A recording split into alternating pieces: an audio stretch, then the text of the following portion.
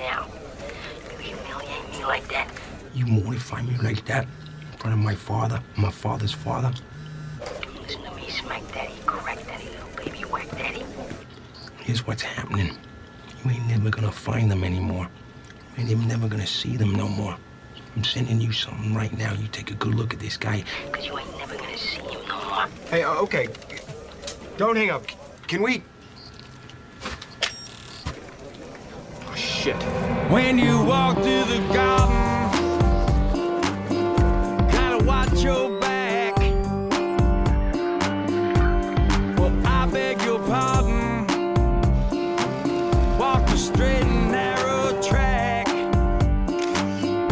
If you walk Alex Cottrell and Toby Huntingford present Caught on the Wire. This podcast is an episode-by-episode analysis of HBO's widely acclaimed TV series about the city of Baltimore, its people, and its many problems. Find more information about the show and all the episodes online at caughtonthewire.wordpress.com. Hello there, guys. Welcome back to Caught on the Wire. We're here with you today on episode 7 of season 5, entitled Took. I'm Toby, as always. I'm joined by Alex, and we're gonna jump over to our listeners' corner, if that's all right with you. Yeah, Alex. straight away. We're just gonna plough through. Very much abrupt opening, because we did hear very, very briefly at the last moment from Robert Wells. Robert spoke to us briefly at the start of season 5. Had some interesting comments to make on Avon's cameo appearance earlier on, so he was just sort of chiming in this time, backing up what Alex was saying last week about the Homicide book, which I believe you're now delving deep into, right, Alex? That's right, yeah. I think I'm about halfway through now. I'm kind of taking my time with it, enjoying it, but it is very much, you know, the novel, the original kind of novel of The Wire, because a lot of people say that The Wire is like a novel, and this is said novel. It really does draw a hell of a lot from Homicide. You can really see where a lot of the influence in terms of how the drama unfolds, and it just has a certain voice to it that really comes through in the TV show itself. And that's not a bad thing at all, because having it in that novelistic format is really interesting. It's strange to think that it's set in the 80s as well. When you read it, you kind of have to keep that in mind. You visualize The Wire, and that's obviously early 2000s, and so it's not quite the same. But yeah, it's a very in-depth book, and I do recommend it if you don't mind quite a wordy and lengthy tome to be sat on your bedside table for a little while. Definitely. I mean, that's the first thing that Robert says. Despite its considerable length, but it reads pretty quickly. The book really goes into greater detail about certain activities that take place on the show. Interrogations, courtroom testimonies, autopsies, for example, are given much more attention than the show gives them, and they're explained more thoroughly. And having seen the series, you'll be able to see a lot of the show in the book itself. So there we are. Cheers for that, Robert. I'm sure Alex is agreeing with you as he goes through the book there, as he said. I guess it is tricky, isn't it? Because obviously The Wire is seen as David Simon's novel almost, as you were saying. I think the Homicide book it's kind of sketchy as to whether it's non-fiction or fiction, because it's drawn so directly from sort of journalistic place of him sort of spending at least a year, I think, wasn't it, with the Homicide unit in Baltimore, and using all the names, etc., of the detectives and the rest of them. So it is certainly a very detailed account of that, and I have also read a little bit of The Corner. I've delved a little bit into both of those books, The Corner being very similar, but looking at the other side, so the street side, the dope fiends as they're called, and the people that are living in the city districts of Baltimore, and the day-to-day struggles. So that's certainly also worth looking into. And of course the TV version of that, there is of course back in the year 2000 now, the HBO miniseries that kind of was the predecessor to The Wire, The Corner as well, which I'm sure I've flown the flag for a few times on the show. So yeah, definitely worth checking all those things out. And I'll let you know once I've finally finished it. I wonder if I'll finish it in time for the final episode. We'll see. Yeah, that's some serious reading you got ahead of you there. But yeah, thanks, Robert. thanks for chiming in, and everyone else, please do send your comments in. Time is running out, unfortunately. It is, yeah. So we only have 3 left after this. Only 3 to go. How did it pass so quickly? It's madness, isn't it? Absolute madness. Not to bring it to an even sooner close, but shall I pass over to you for the recap for this week? Yeah, we're going to be taking a look at Dominic West's directorial debut. It is the first time that he's directed an episode. So I wouldn't say, just before we start, that makes it any massively different to any other Upwire episode. But just interesting that he's taken the director's chair on this one. So yeah, let's jump into that recap.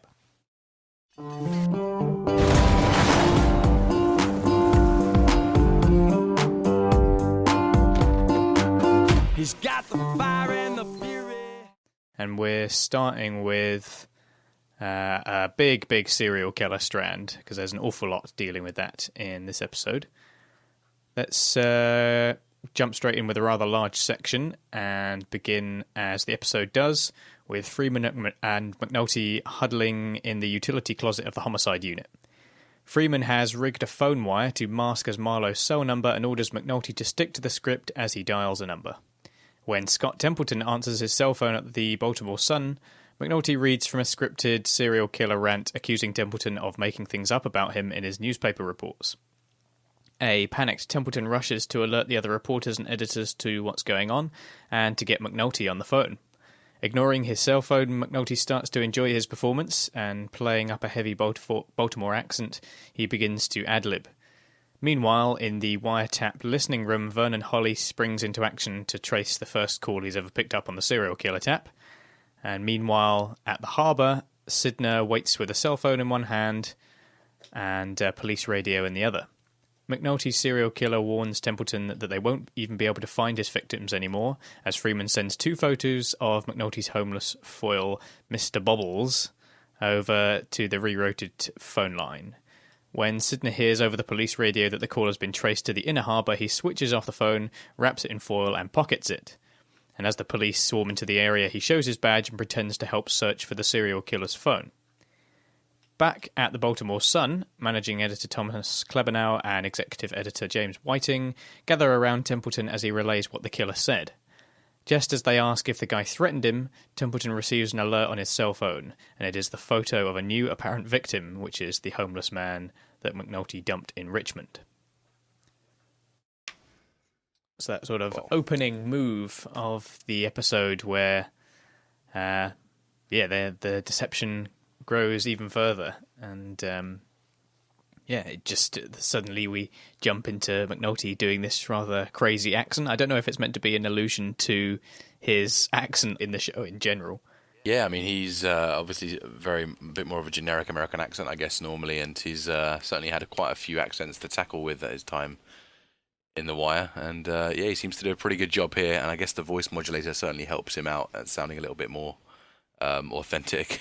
But yeah, it's just a crazy opening, isn't it? It's absolutely bonkers in many ways, particularly when they do really show us exactly where these guys are hiding out, like in the utility closet, in the same room as the guy who's meant to be listening out for the fake killer. It really is kind of ridiculous, and you have to wonder how they managed to soundproof it so good.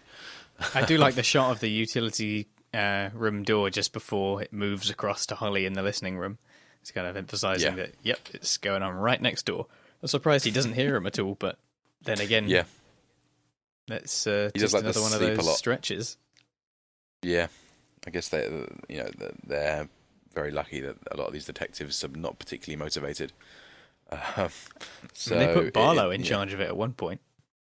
Yeah, Barlow is brought out again. He seems to be the go-to detective when they need any sort of apathy, because he's very good at giving you that, what's the price for pressure-treated face? I don't give a shit.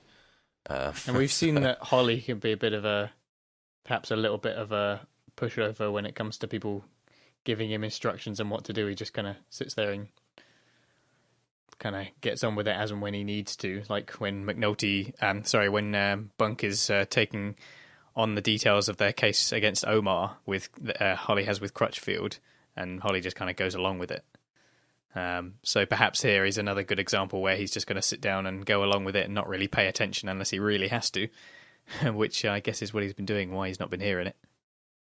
Yeah, I mean, it took him a very long time to put that call in to say, get a trace on this number at this location, etc., etc. Yeah. So certainly bought Sidner some time. Sidner was really sticking his neck out here as well, being down on the docks in plain clothes with the very suspect phone on his person. So, yeah, he did a good job of playing his cards right. And just a case of the lie getting very, very big now. We talked all about the Dickensian aspect last week, and this just throws things into even greater proportions. Probably the biggest the lie will ever get, actually, at this point, I think. I can't think of how it gets more ludicrous than this.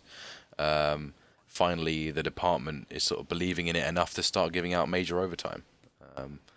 And we're reminded of that original quote at the start of Season 5, that the bigger the lie, the more you believe, and they've finally crossed that threshold, it seems.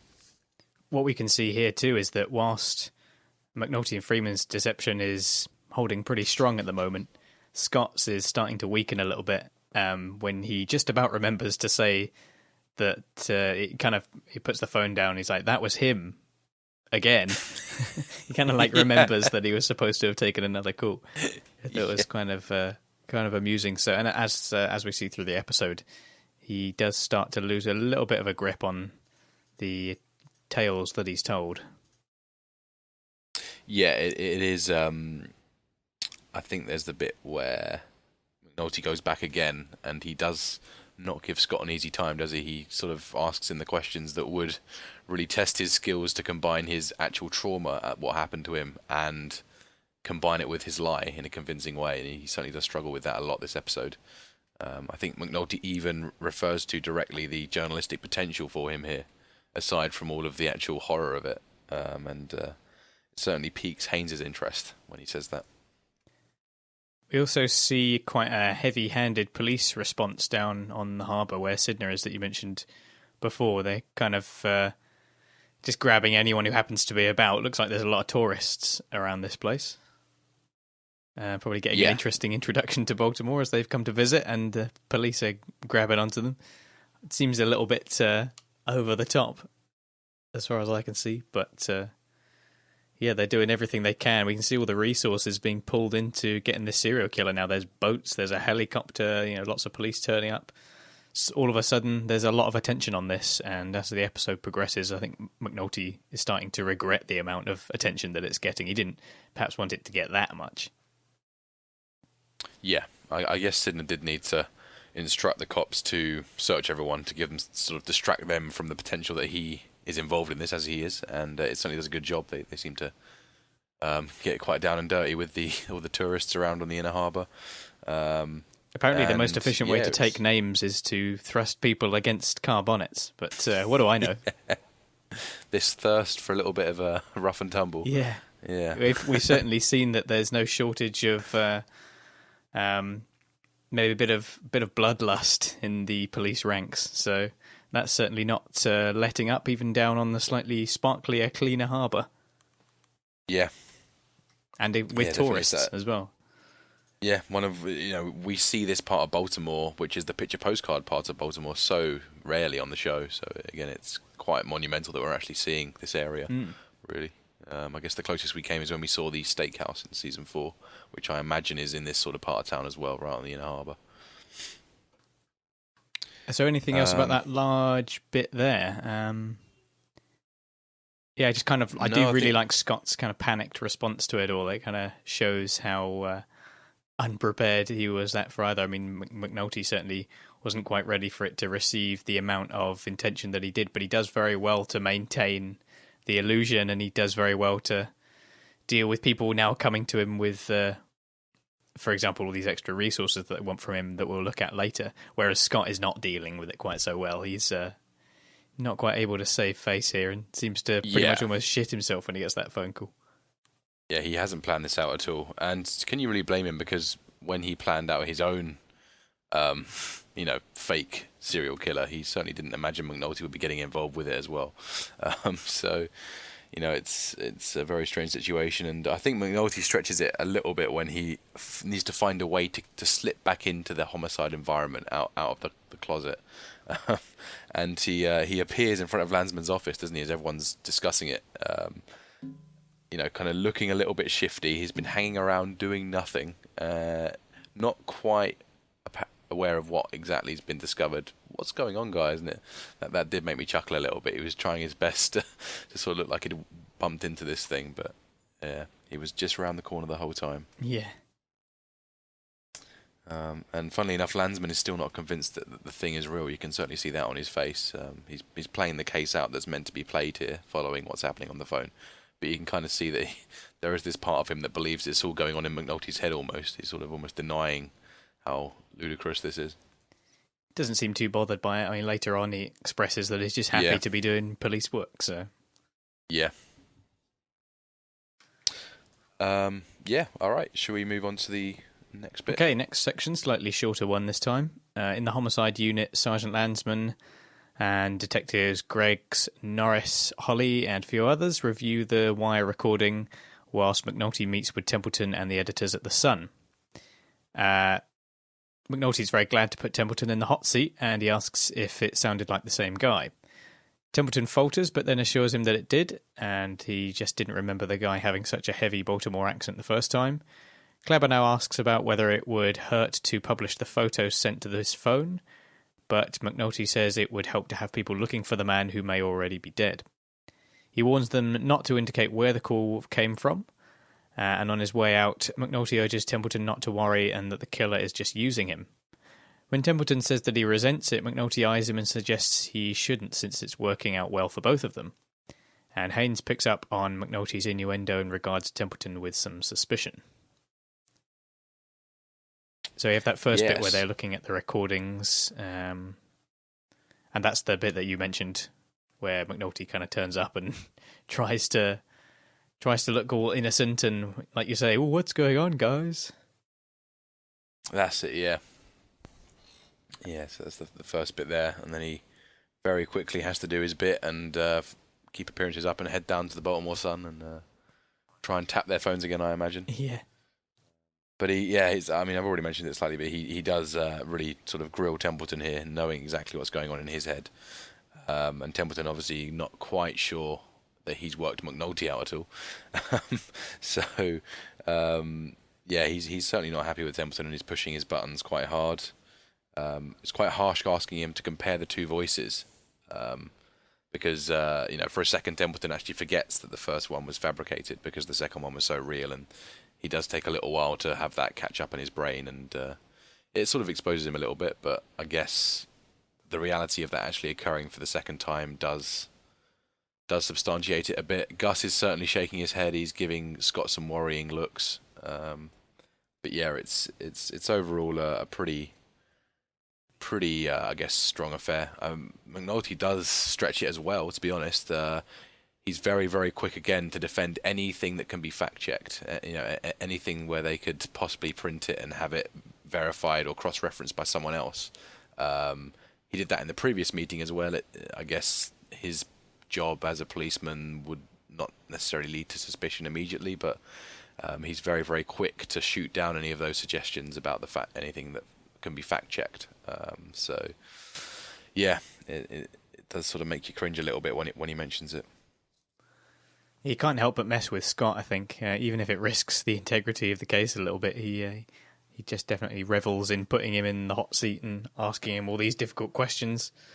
And he has a lot of these kind of phrases where he's talking about that he's using you and that he needs you and that it's working out pretty well for both of you. And it's just quite a bizarre scene when you really think about it, and quite clever of McNulty to be able to create an air of suspicion around Templeton and, create a feeling of having authority in that room and being able to ask these kind of questions. I mean, Gus doesn't seem to look at McNulty with much suspicion. It always seems to be aimed at Scott. Yeah, McNulty's certainly exploiting that. Certainly. So at the paper, he's definitely got allies and people that see him as a reliable, valuable source, even if they might question it sometimes. He's been able to maintain that illusion overall quite scarily well. Yeah. There's definitely some parallels with McNulty. I mean, there's times when he has to remember that he's not playing along with the case for real as well. He has to sort of snap out of it. Phelan is a good example of that when he asks him why he needs a second PC for the photo intercepts. And McNulty takes about 5 seconds to scramble together an answer that, it's a backup. Yeah. In case one goes down. So it's, it works in both ways. Yeah, he's still got to slip in a few explanations here and there, but it is generally going pretty well, I'd say. Yep, he's certainly keeping it going now. The illusion is very much in full effect. Anything else you want to say about that little bit there? No. I mean, there's a lot of newspaper stuff that I'd love to get into, but I guess we will get to that at its dedicated section. That's right, yeah. The serial killer strand is sort of moving a bit all over the place because it's dealing with a lot of very different stuff and all been packaged into one here. So with that in mind, I'll move on to the next bit, which at first is dealing with Carcetti. And he rings around for donations for his campaign to become governor, whilst McNulty and Perlman track down Judge Phelan with an amended wiretap order. Now that the serial killer has sent photos to the Sun reporter, they need a couple of computers to conduct surveillance. And as the judge signs off, he jokes that they check the governor's alibi, noting that a serial killer of the homeless is bad news for Carcetti's gubernatorial challenge because he was elected mayor on a law and order ticket. Meanwhile, Carcetti, who has been feeling good about the 80,000 in donations he's solicited for his campaign, gets angry and demands to talk with Police Commissioner Rules immediately when he hears the news about the serial killer's latest call to the Sun.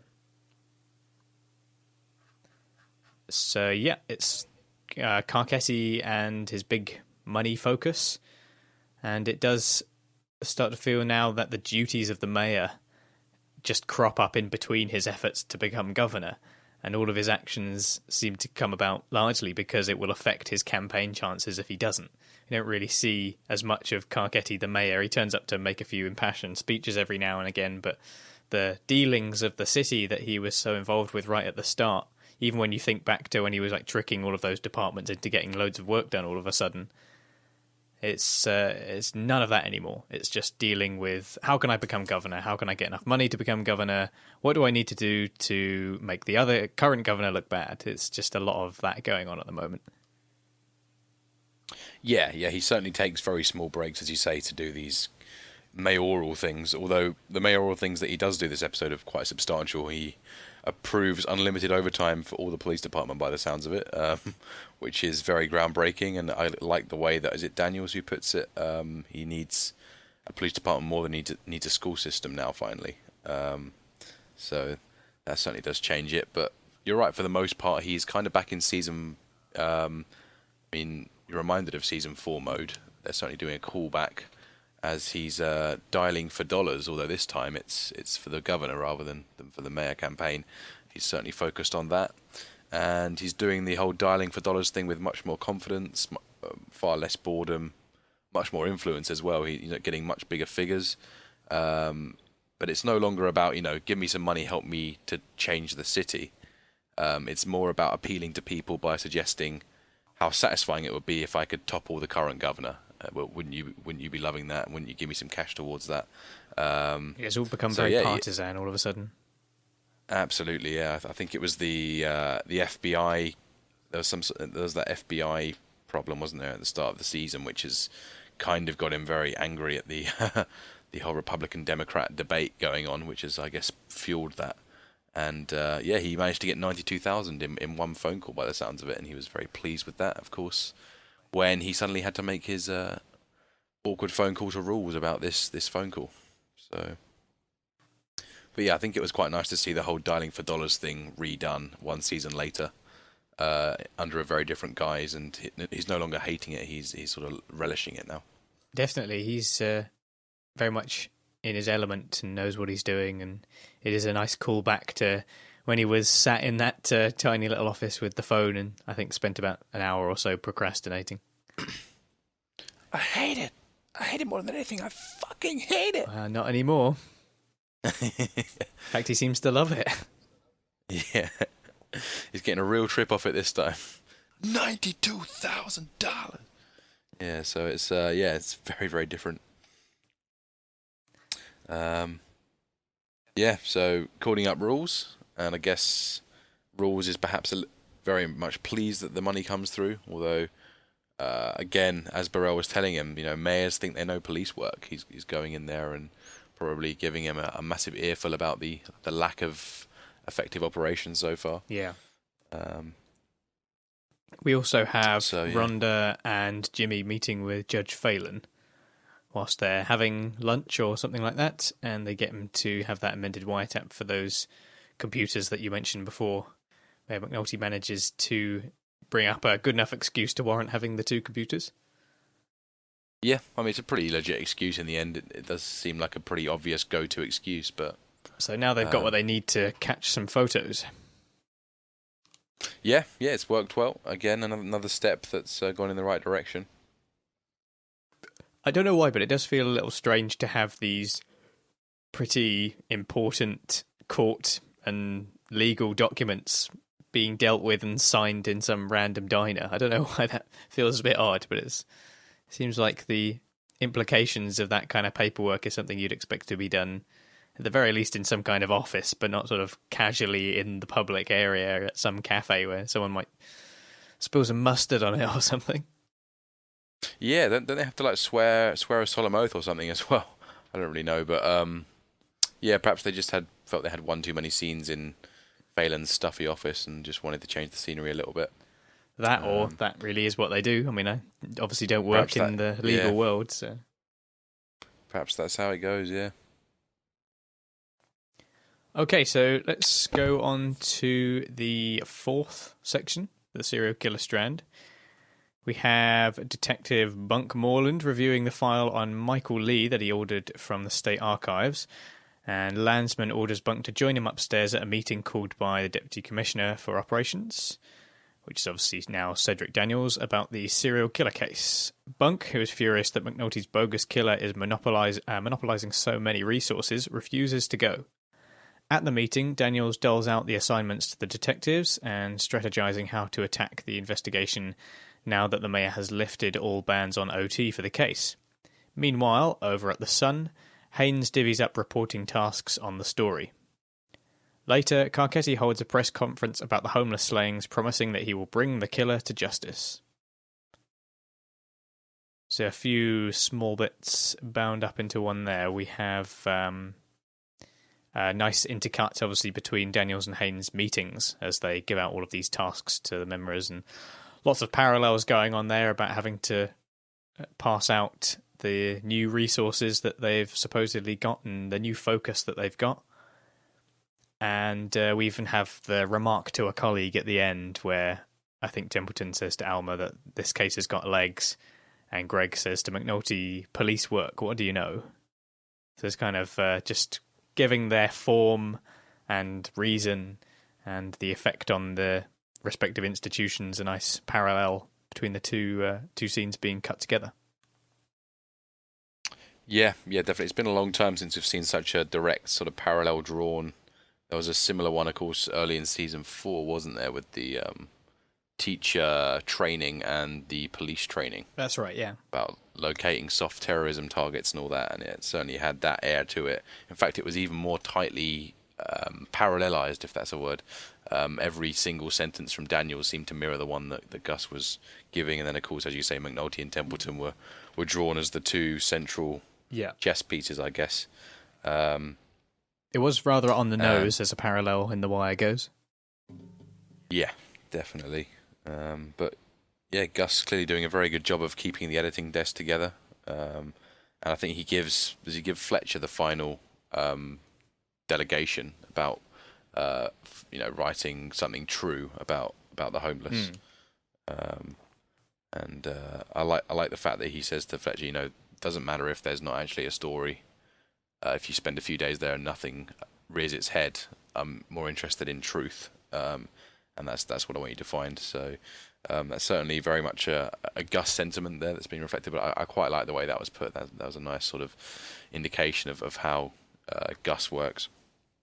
It was actually at this stage with these two scenes being put together that I really started to, in a strange way, appreciate the depth to McNulty and Freeman's deception and the lengths they're going to and all the technical information that they're using to make it seem very real. Because if you just look at the amount of manpower and resources suddenly being put into this supposed serial killer, you have both parties, the newspaper and the police, using all of these resources that they supposedly are meant to be cutting down on. They're actually pulling away from their need for austerity to throw it into something that's considered such a massive threat that they have to focus everything on that, even if it ends up bankrupting loads of other areas of their department. And in the case of the police, it's even going to affect, say, the schools that Carcetti has to deal with as well. So it's really has got to be convincing enough to draw that many people and that much money and resources to make it happen. So I really kind of appreciated it in a strange way. Yeah, definitely. It's as far as that quote goes, the bigger the lie, the more they believe. It makes you realise that what they really should be saying is not the more lie there is to a lie, it's just the more authentic a lie is. If you can make it seem very substantiated, eventually you're going to kick everyone into gear. It's big in the sense that it's like expansive. The lie covers a lot of ground. So I guess that's kind of what it's looking at there. Definitely. But it's not. But you're right. It's not like a big lie in the sense that it's outrageous per se. Yeah. It's not like the more false something is, the more someone's going to believe it. It's more about the way it's been set up. And you're right that the more it covers ground, it's got to, be very, very present. We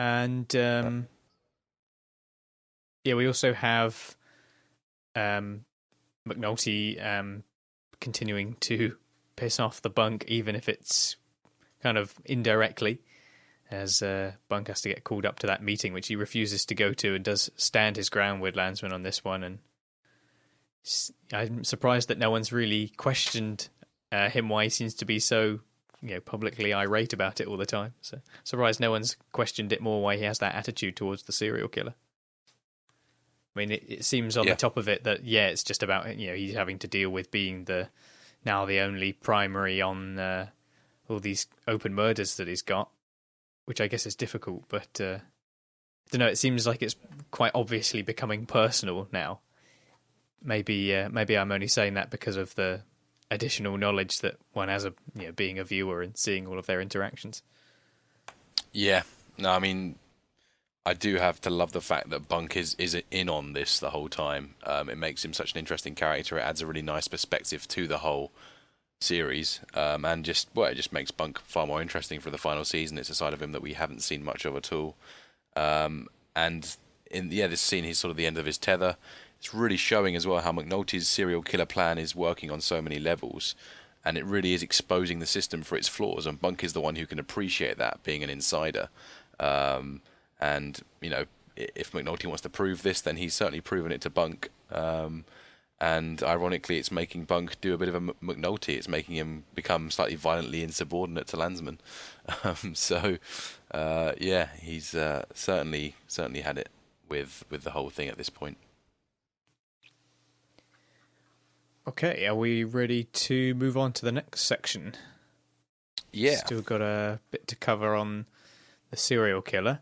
And next we'll be looking at Freamon disconnecting the wire that's been rerouted to the serial killer's phone, which is obviously in fact Sidney's phone, and the real wire is set to Marlo's phone. He informs Detective Barlow that he'll be able to capture pictures and voice the next time the serial killer calls. McNulty tries to convince Landsman that Greggs can keep working her triple, but Landsman insists she be pulled off to work up the backgrounds of the slain homeless victims, as per Daniel's orders. He also suggests looking into behavioural forensics and commends McNulty for turning the tap back on for paid police work. A disgusted Bunk chastises McNulty and Freamon for what they've created, but Lester insists that they're just a week or two away from getting Marlo. So, as I mentioned already, it does seem kind of risky to let Barlow loose on anything at all, even if it is as simple as just sitting at a desk and watching and listening to a wiretap. But there he is. So he Yeah. needs a bit of apathy stirred into the mix, perhaps, just to make sure nobody is paying too much attention to what's going on. Yep, and typified by the fact that Freamon does just tuck that loose connection away into the mess of wires, leaving any potential fact check being very exposed at this point if someone were to come in there. But he knows this department well enough, and he can sneak out of there with much confidence that it's going to stay that way.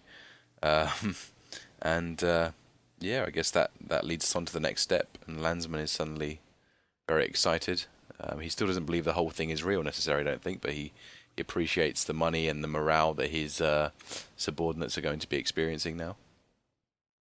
Certainly, it just grabs them out of that hole of having to deal with all of the austerity going on, and they can actually concentrate on doing good police work, which obviously Landsman is all for, even if he doesn't entirely trust McNulty on this.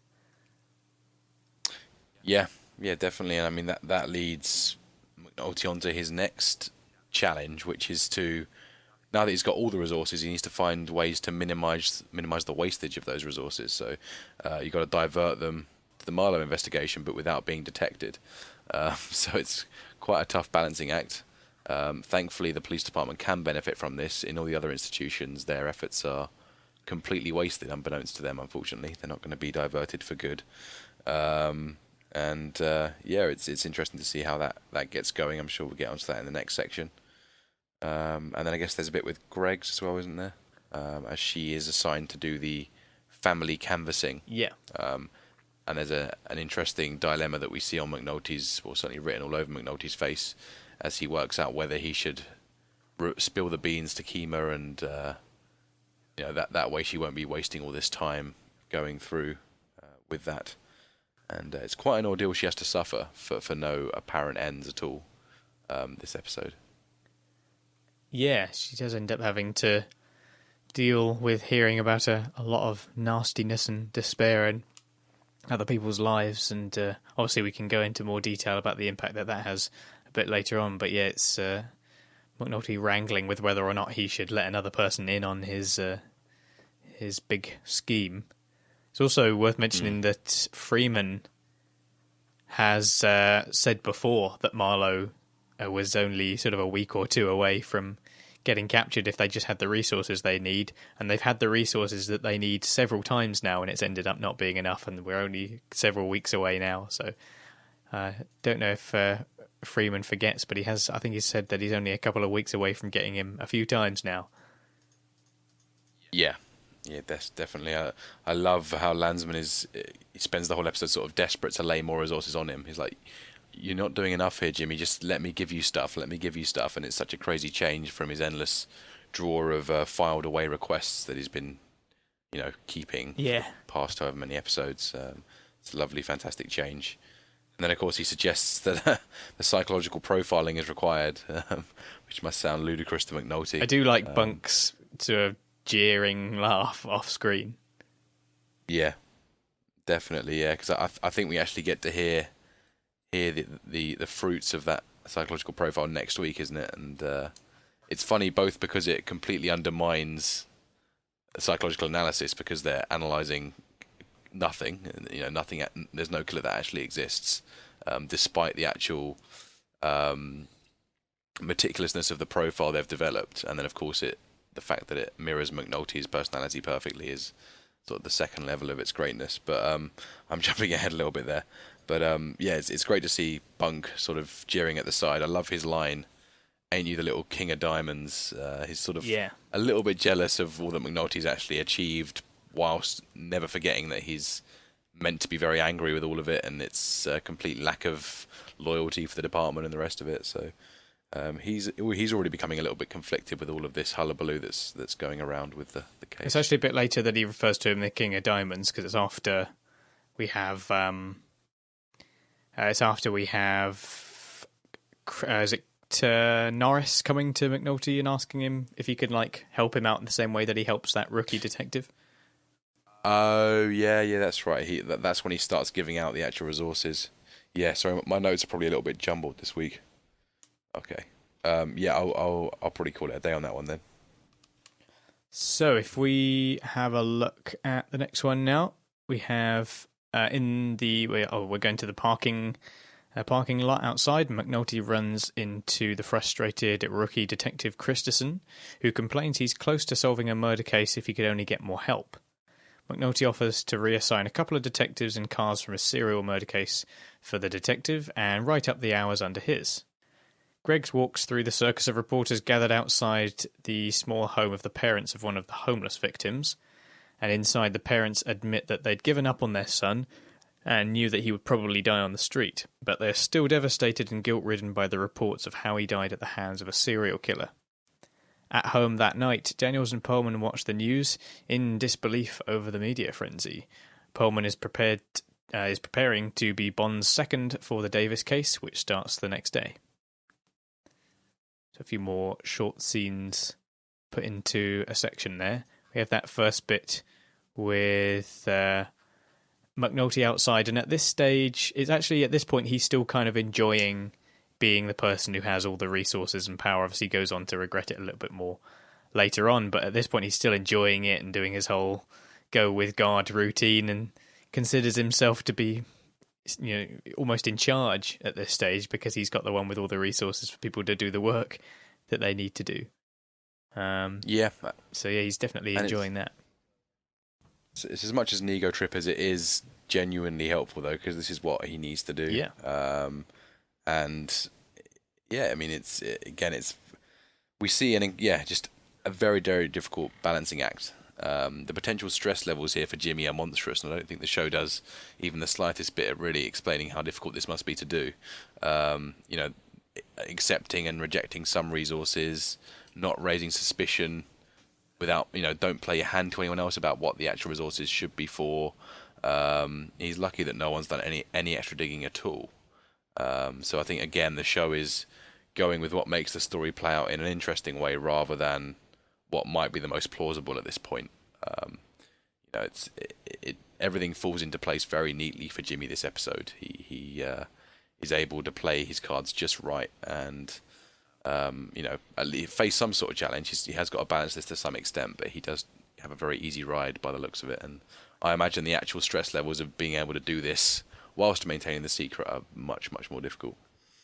Interestingly, in this episode, he seems to be so busy with dealing with all of these requests and all the work that he's got to do for the case to appease Landsman, and then obviously all the work that he's got to do with Freamon to keep their investigation on Marlo ongoing. I don't think we see him doing any drinking in this episode.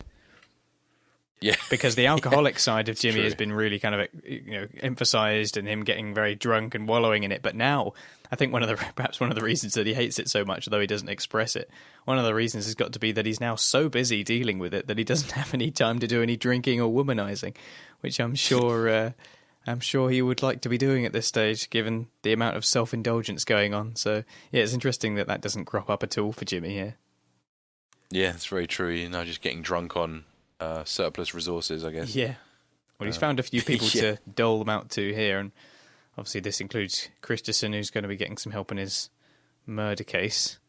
And then that moves on to Greggs, who has to, like you say, hear all of these awful stories about people who are homeless and what's happened to them. And yeah, it's pretty upsetting for her to have to sit there and listen to these people's poor stories and saying that they had agreed that they wouldn't be there for their own son. They wouldn't be there for their people. They agreed that it had reached that point that they just couldn't help them anymore, and they had to let them go and accept that they were going to die.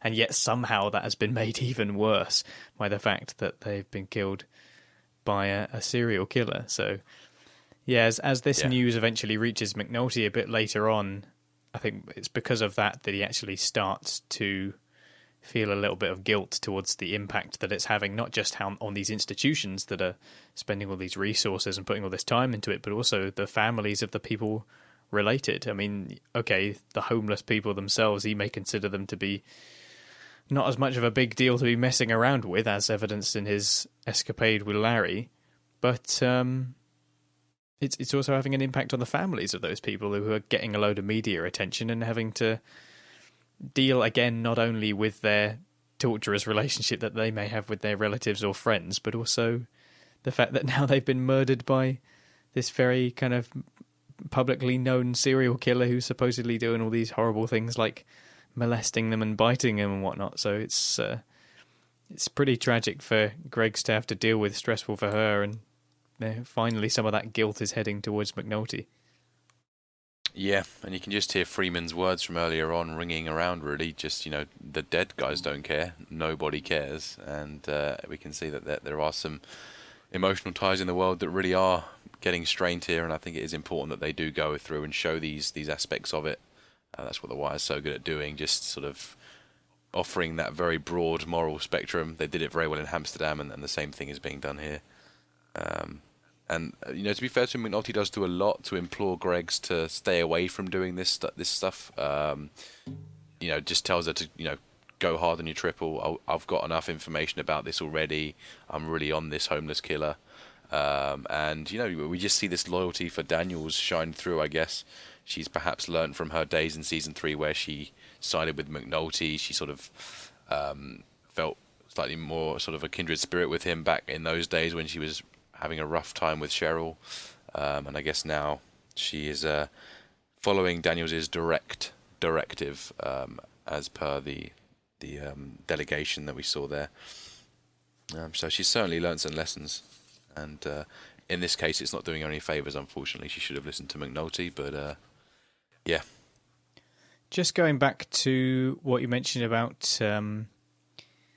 the scene with the family members, and that it may at first appear like nobody cares about this. The dead don't care, nobody cares, that Freamon was saying, but that there actually are, feelings to be dealing with, and a kind of almost like a strange hope in the fact that there are still people thinking of them, and there are still people dealing with those kind of troubles, and the fact that the troubles that the city in general deals with don't have to just be demonized or thrown to the scrap heap and saying, well, it's an absolute shambles, there's nothing that can be done about it, it just has to be awful, and that's the way it's going to be. I actually feel like that's a very important part of this episode as a whole.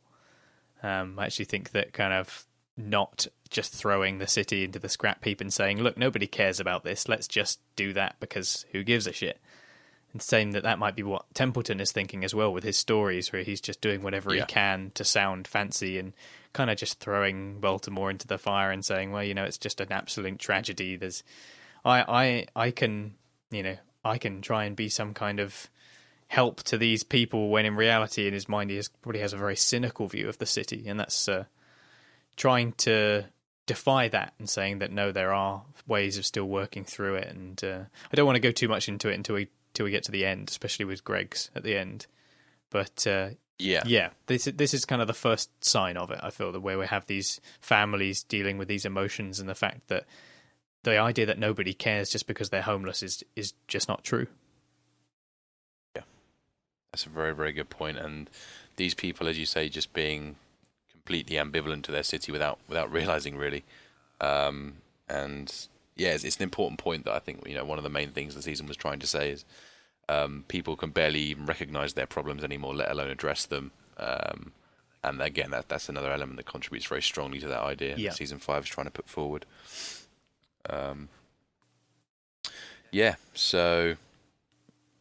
Just I guess lots and lots of stress and frenetic stuff for McNulty, I guess, is that section, and just needing to be careful. He's being very aggressive with, I think, rejecting the resources that Landsman is offering all the time. Maybe accepting a few of them would be good to do. Perhaps he'd then have to give away the story to others if he did that. It is tricky. It's very tricky. And Freamon, I think, later does call him out on this, that he needs to accept more of the resources to avoid any possible suspicions. Okay, so let's still got I think 3 more sections to go, one of which is quite small, but still a few more. So let's jump on to the next one and take a look at McNulty complaining to Freamon that things have spiraled out of control now that FBI behavioral profilers are doing a voice analysis of his fake call. McNulty is interrupted by a call from Landsman asking if he needs Academy help canvassing the shelters. McNulty refuses, offering up Mr. Bubble's name and last known address, which is from the ID he got off the homeless guy he dumped in Richmond, obviously Larry. Hanging up, he tells Freamon the problem with making this a red ball is that people are now treating it like a red ball, and he begs Lester to finish off Marlo, and quickly. Later, Landsman asks for an update on the missing homeless man, and Norris comes to McNulty, having heard what he did for the rookie Christensen, and asks for similar treatment so that he can interview a witness for a rape murder case he's been working. McNulty agrees as Bunk listens with disbelief, referring to Jimmy as the King of Diamonds. Yeah, so I've been operating on a slightly different pace, I think. Yeah. So we just see the sort of the latter parts of the investigation there. As I just mentioned, Freamon calling McNulty out on his, his quickness to offer out these resources to other people, and that he does need to be very careful with how he plays himself here. They are very exposed, or at risk of being very exposed. But I guess it's just as much about doing good police work as it is about keeping his ego above Bunk's here. But Bunk has this moral high ground that he's kept standing on, and I guess if McNulty can reroute enough resources for good, Bunk's got less of that moral high ground to stand on. So there's a lot sort of running through his head there. But I guess going back to the scene at hand, this is the scene where the first of the clocks come through. Are we discussing that in this bit as well, or is that for later discussion? We will get to that one next. Okay, sure. All right. But just with this bit where they're discussing the FBI profiling, I do like that Freamon says that you might learn something about yourself, and of course he does, as we find out later on. Yeah. McNulty kind of pleading to Freamon now, and again, kind of continuing to be a little bit selfish about it. I mean, I know obviously he's very much the centre of the case in terms of its investigation, but he's talking about, get me out of this, Lester, as if, no one else is having to deal with it except him. And all of the other people that are having to mess around, and people being moved off cases and homicide, and reporters having to look at stuff that they might not otherwise, and so many individuals getting involved in a way that they might not otherwise, and McNulty is obviously very concerned about getting himself out of this. He doesn't want to have to be, doesn't want to be so much in the spotlight anymore now that he's got it.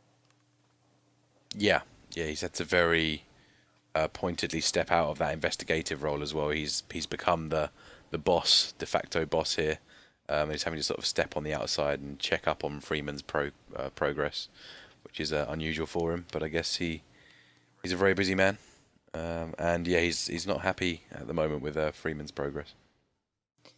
But it's just, it really is when he takes on that role, and he's going back to when he's in the utility room and acting it out. It really is just the ultimate tale of deception when you think about it, of McNulty having to both be the serial killer and try and catch the serial killer in a convincing way. It really is, when you look back at it at this stage, despite the guilt that he's might be feeling and the fact that he doesn't want to be involved anymore, it really has reached quite an incredible stage. Yeah. He, as I was saying, it's all about a balancing act, as I was saying. Yeah, and it's. I think if I had to deal with the stress of this in this department, I think I'd burn out after about half an hour. So he's doing an incredible job of dealing with all of these burdens at once. And, the worst thing is that there is no going back. He's now opened the floodgates, as it were, and he's going to have to ride it out. He's got no option but to. And as you mentioned, passing out some of those spare resources to various colleagues now. And he does one here for Norris. He does one a bit later on for Crutchfield. Trying to make those resources count and not be wasted, and at the same time try and get Landsman off his back because he's actually using some of the things that are getting sent his way.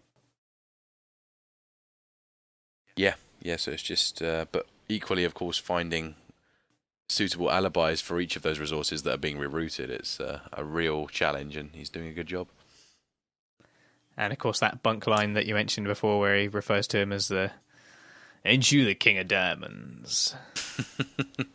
Yeah, there's a real tinge of jealousy there. He's got to keep these resources going to make sure that he can justify to Bunk why he did it. Give him less of a moral ground to stand on. Yeah, he's at least justifying it in some small way. Yeah. Trying to do some good. We'll come on to that more later. Yeah. Let's take a look at the next section then, slightly larger one before a little one at the end. We have Lester and Sidner intercepting a photo sent from Marlo's phone of a clock that reads 5:50, followed by a quick call to Monk. Sidner guesses it's the time for a meet and heads out to watch Monk.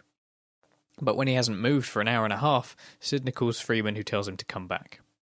Meanwhile, Detective Crutchfield comes to McNulty with another story about needing OT, and when McNulty relents, Crutchfield assures him he knows the drill, calling him boss. Greggs hands off reports from interviewing the homeless victims' families and notes it was rough to hear how upset the parents were about the details of how their son died. A guilt-ridden McNulty considers the impact for the first time, it seems. Later, Freeman prints out another intercepted photo of a clock and calls McNulty, saying they need to talk. When they meet, Lester asks for more man-hours and cars for surveillance to figure out what the clock code means. McNulty says they're giving him plenty of man-hours, but now word is out around the office that he's giving out money and hours to people to work other cases. Lester warns him he's going to blow it, and but also says that he needs 7 or 8 detectives, and they consider whether there's anyone in the districts that they trust. Yeah. So just covering that clock that they're getting sent, and turns out not to be as simple as just the time that they're meeting, and slowly that code does reveal itself thanks to a moment of brilliance from Sidner a bit later on. Not in this episode, but further into the season. Yeah, and that's it. I mean, since the start of React quotes, these clocks have been a complete mystery. They've just been little beeps on a pager and, little beeps on at least a wiretap, and we're now seeing what's going on, and the mystery is becoming clear. And within the same episode, they work out very clearly that they've got nothing to do with time, as you say. And it will be Sidner again who cracks the code in a couple of episodes' time. Yeah, he's very seems to be very on the ball in this new role, despite saying that he would rather be on the streets. So it's a good thing he didn't try and stick to that, and Freeman had convinced him to stay on investigative work, and that he's got the guts to get involved with this investigation in such a way that, as you mentioned before, he's putting himself at a lot of risk, especially when he's carrying the phone that the supposedly where the serial killer's call was coming from right at the beginning. Yeah. So he's getting himself involved pretty deeply here. Definitely.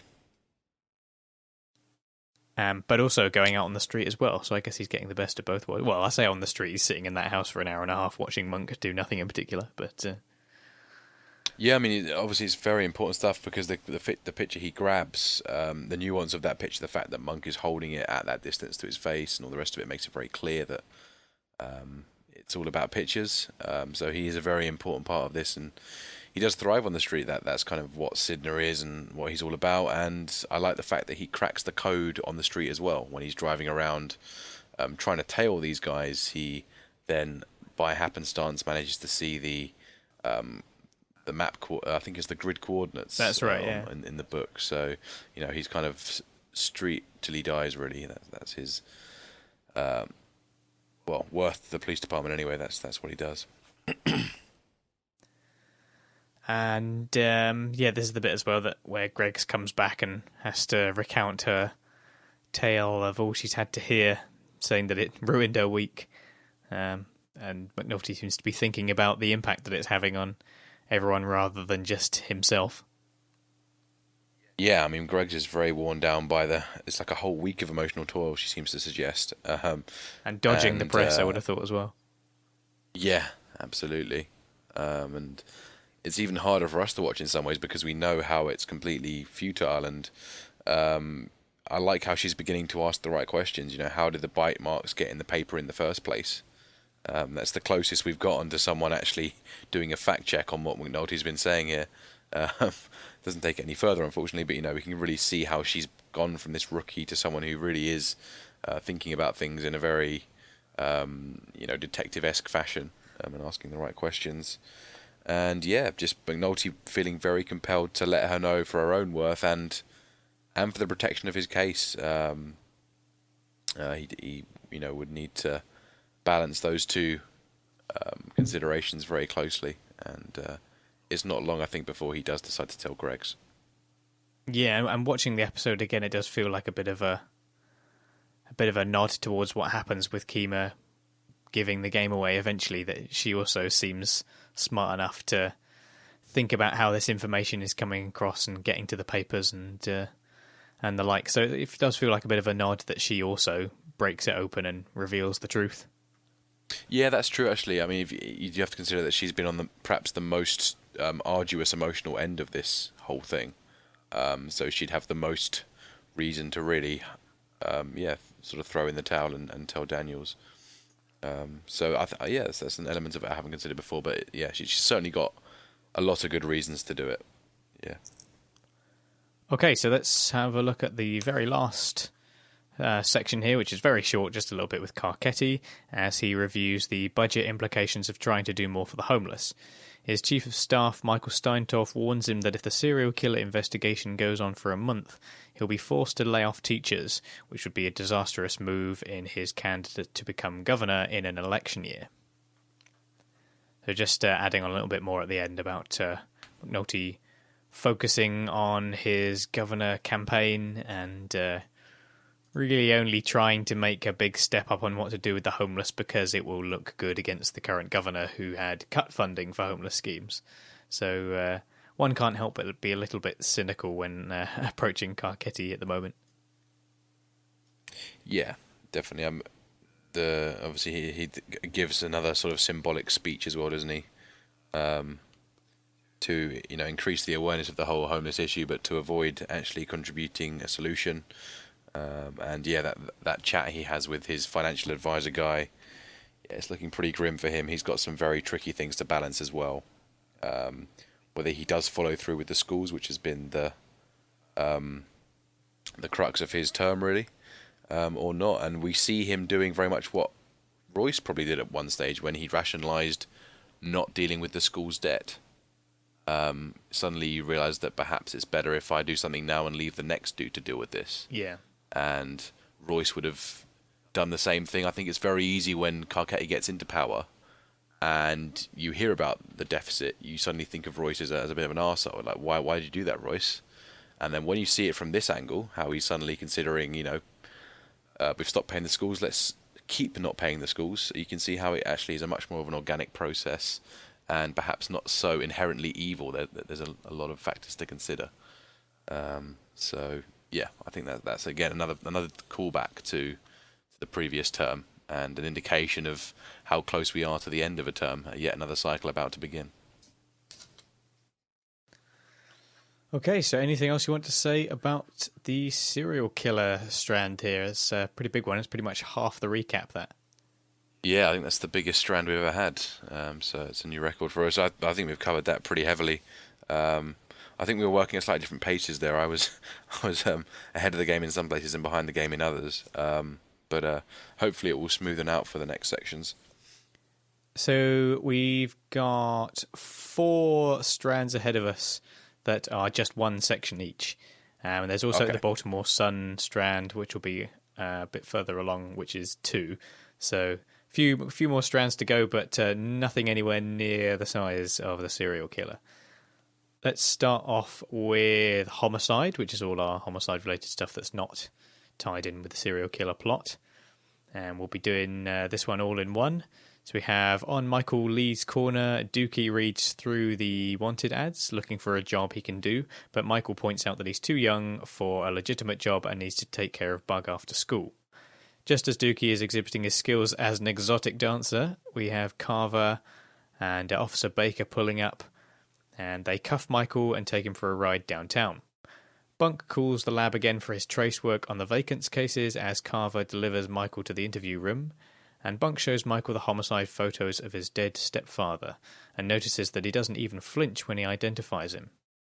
Bunk tries to get the boy to tell him who did it, since whoever it was had to be a full-grown man and more vicious than Michael, but Michael just stonewalls him. So starting off with a bit of Dookie. Exploring more options, trying to find his place in this world. He does an awful lot of that this season. It's quite sweet that he's still kind of having a good time and having a bit of a mess around and kind of trying to see the lighter side of things as he's looking at all of these jobs, even though he's having to kind of accept that he can't apply for any of them. Just further reinforcing his complete lack of social mobility here. Yeah, but not his lack of drive. He does seem very determined to find some job. You get the sense that he's been making this all he is for a long time now, finding this purpose. And for some reason, he seems extra confident in this episode. I don't know why. Perhaps it's because he's there on his corner with Michael. Even he's right there with Spider, who beat him down just an episode or two prior, which you'd have thought would perhaps change the dynamics quite a lot. But clearly, he's learned to rely on Michael as this sort of safety net when he's around on the corner. And no one dare steps close to Dookie when that's the case. I guess you wouldn't want to get on the wrong side of someone who is so close to Chris and Snoop. Yeah, definitely. Yeah, that stands for so much on this street here. And it is really quite, as always, very lovely to see the undying loyalty that Michael has for Dookie.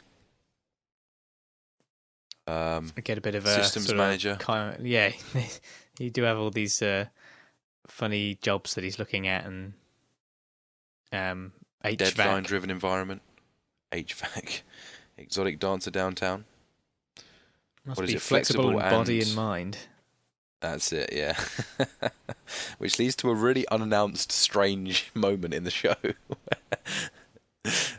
Following on from this confident streak of Dookie, he just sort of floats up into the air by the looks of it and starts delivering these fantastic moves. Well, whilst there are one or two moments in this episode that are perhaps a little bit unintentionally funny, like when Scott has a bit of a panic and has to remember to say that that was him again.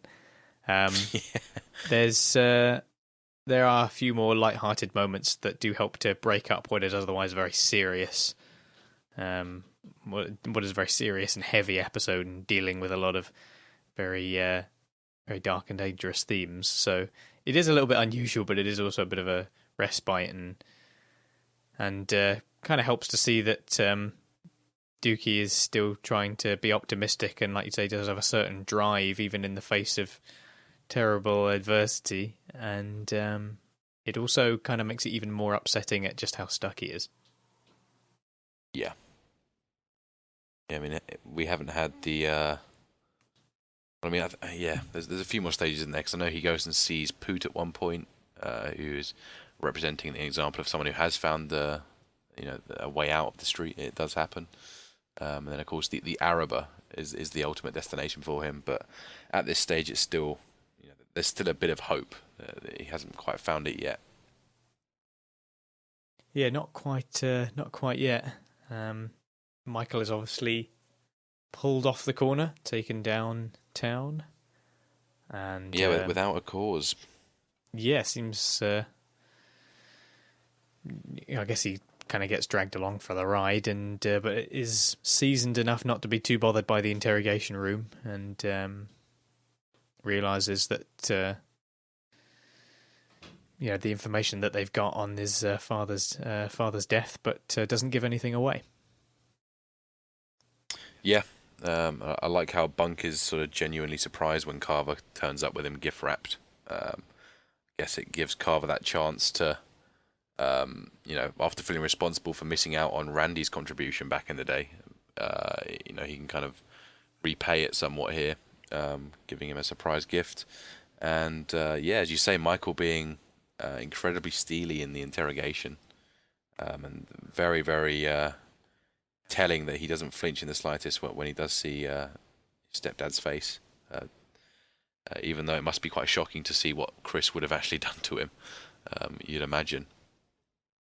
And when he he doesn't deny anything at first. But normally the rule of thumb with these interrogations is that you deny everything. You demand to speak to your lawyer, but he doesn't demand anything to begin with. He admits very clearly that he knows who that guy is.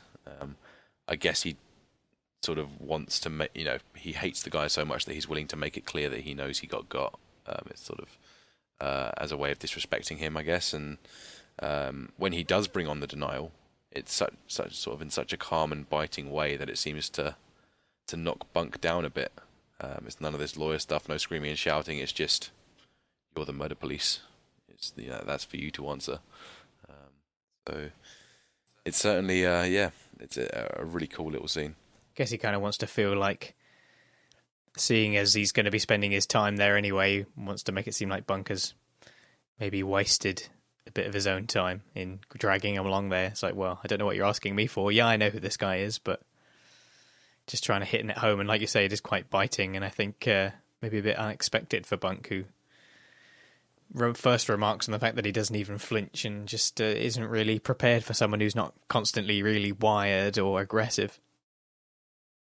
Yeah, it is. It's such a shutdown, isn't it? I can't imagine that interrogation would have gone much further after the, you're the murder police. So, yeah, very telling for Michael there. Anything else to cover on our little homicide section there? No, I think obviously that's a nice little section, but yeah, I think we've covered all that. So let's move on to Omar. I'll do all of Omar's little bits all in one go, seeing as it's made up of 3 pretty short scenes. We have Cherry and Savino finding Manny dead and Vincent tied up. Vincent explained Omar ambushed them and left him alive to pass along a message to Marlo. Omar is waiting, and Marlo's claims that Marlo is not man enough to come down in the street. And Omar knew that they held the stash without being told and flushed the entire 4 kilos of heroin. Later, Omar grabs Savino on the street to recognise him from his Barksdale days, and Savino protests that he wasn't present for Butchie's murder. Omar asks what he would do if he was there, and Savino remains silent, so Omar shoots him. He then shows up on Michael's corner as he and Spider discuss Michael's visit to homicide. Omar orders Michael to tell Marlo he'll kill all of his muscle until Marlo comes down to the street. And Michael breathes a sigh of relief that Omar didn't recognise him from the shootout at Monk's condo. So, starting off with the little bit at the beginning where they find one dead and one tied up. Start to feel like Omar is kind of doing his own bit of press here. It's like trying to spread that word about Marlo and himself, and there is that element of the make-believe through the story. He's not quite telling all. He does provide this vision of Omar rampaging through all these stash houses and provides a figure of power. And whilst that is true, that he's obviously apparently still capable of overcoming all of these stash houses and the like, we do know that the reality is that he's badly injured and that he is actually kind of running out of options against an organisation that is still very smart and still very powerful, and that Omar is actually quite desperate at this stage, but he's able to provide the lines, the story that is that, Marlo's a bitch and I'm going to come out and kill everyone if he doesn't do something about it. So in the same way that the serial killer is supposedly giving this big story about I'm going to do this, that and the other, and there's nothing you can do to stop it through the press, it feels like Omar is trying to do the same thing, sending out this big bad message about what's going to happen. Yeah, definitely. Yeah, he's certainly establishing his new trademark format here, that you just leave a guy alive, kill a few people, but leave someone alive so they can communicate the pain and the inconvenience of Omar's rage. And, quite effectively, you'd imagine, try and force Marlo's hand. It's certainly the impending confrontation again is teased even further. I think particularly by Marlo's complete absence this episode, it does make you wonder what's brewing behind the scenes, and we can kind of empathise with Omar a little bit more on that front. So it's certainly interesting to see how that was done. And also the scale of the targets is going up as well. It's now getting to the point where he's having to kill off sort of quite high-level enforcers within the Stanfield crew. Savino, of course, being the first of the quite high-level ones to get dropped a bit later on. It's very much just brewing up as it was last week. So bringing it onto the that- Savino scene that you mentioned, Savino is obviously not exactly a nice guy. I mean, he was involved with the attempt on Kima's life in season 1, for example. But I do feel kind of, what happened to Omar's word? I mean, none of that seems to matter now. He feels like he's killing rather indiscriminately in order to make a statement towards Marlo. Just emphasising his desperation to make some headway or be wiped out. Oh yeah, definitely. Yeah, it's